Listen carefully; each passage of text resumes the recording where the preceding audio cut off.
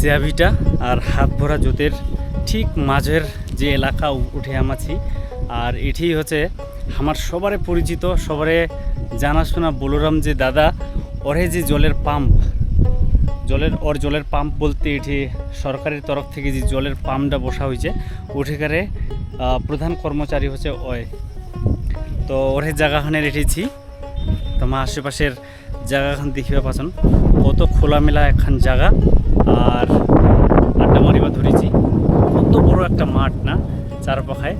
আর বিকালবেলারা দারুণ সোনালি রোদ, আর কিছুক্ষণ আগায় বৃষ্টি হওয়া চাহাল, তো মেঘটা কাটি গেল আর বৃষ্টি হলনি। এসেকার যে চারপাখের জায়গাখান না দেখিবার মতন, আর ওই জিনিসটা দেখবার জন্যই তোমাক মুই এই ভিডিওখানত তুলিয়ে ধরিনু।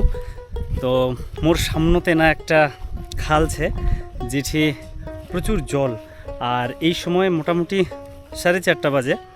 এত সুন্দর করে সূর্যের আলোরা জলখানত পড়েছে না, পুরা ঝিকিমিকি কুবা ধুয়েছে। এবারে দেখবার জন্যই এই যে ভাই দেখাবার জন্য কত সুন্দর একটা পরিবেশ।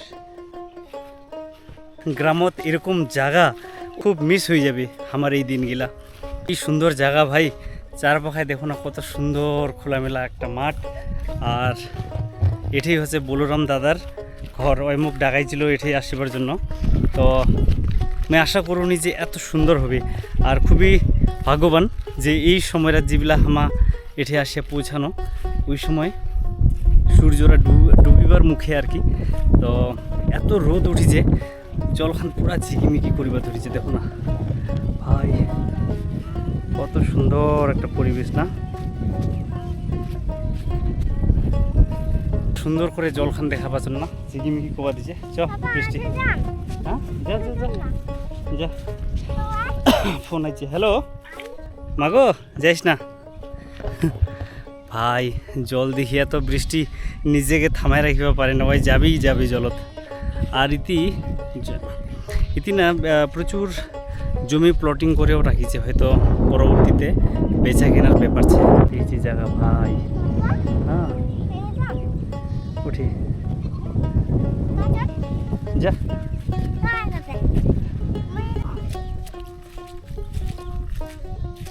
বৃষ্টি কি করবো রে ভাই, জাস্ট একবার দেখো কত সুন্দর।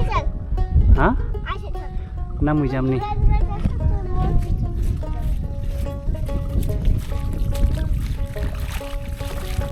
সূর্যরা ওই পাহাড়ে ডুবিবা ধরেছে, আর রোদ খান এত রোদ ঝিকিমিকি করিব দিছে জলখানত।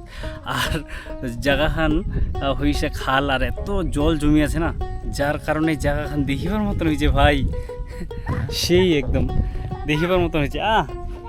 আয় চলে চলে। আর তোমার হুট করে যদি এই জায়গাখান দেখুন না, আন্দাজা করিবা পারিব নি যে কোন ঠিকার এখান জায়গা।